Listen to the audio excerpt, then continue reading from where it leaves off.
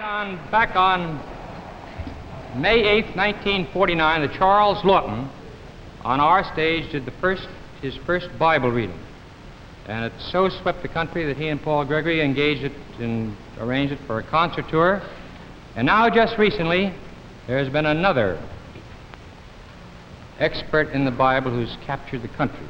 She captured it to a point that's never been exceeded in television history or in any form of stage presentation, because there was something about it that everybody identified with their mother or a pioneer woman. There was just some quality to her in that Revlon contest. And when she accepted that $32,000 check from Hal March and decided not to go for the $64,000 question, everybody in the country was relieved, because we all would have developed ulcers on ulcers.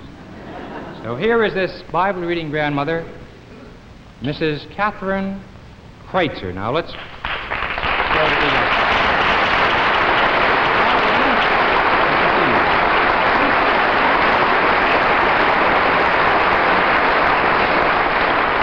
You know, it's so very nice to have you on our stage, Miss Kreitzer. We're getting, as you saw at dress rehearsal, everybody's over asking for your autograph. Everybody's getting a terrific rap out of it, and some of my Navy friends tell me, you know, we put on the Navy show recently, that this week you had your picture taken with Admiral Edson, your Admiral Edson. Is that true? Yes, that's right, sir. He sent his private chauffeur down with an official Navy car down to my home to take me up there to have some pictures taken. Mm-hmm. So after we had some pictures taken, I asked the chauffeur if he would mind waiting a little bit till I went into building 109 to see some of my friends. So he said he'd wait. And I went in there and talked to some of the girls about 10 minutes, and I says, well, now, I can't keep the Admiral's chauffeur waiting, and they blew their top. Well, I can imagine, but that is a thrill for you, and certainly must have been a terrific thrill for the girls. Now, is my understanding correct from Hal Marsh that this was the first quiz contest you ever entered? This is the first quiz contest I was ever on, though I wrote numerous letters in times past to radio and television shows. Never got a rise out of anybody. You want to get on there and answer Bible questions? Yes. Mm-hmm. Always asked the same category, so I never got a rise out of anybody, so I quit for about 5 years and didn't write any more letters. Then what happened? Well, this show came on there, and it looked interesting to me, so I wrote them a letter. Well, what do you think there was in this letter that persuaded them to take you where the others had failed to answer you? Well, I don't know, sir. I said I saw the show, and I liked it. It's a very good start. And I said, if you have a Bible category, I'd like to give you a good chase for your $64,000. You certainly gave them more than a chase. You scared the life out of them. What in the letter did you tell them about your family background and things like that? Well, I said I'm married and I have a husband. Incidentally, he's in the hospital now for a week's observation.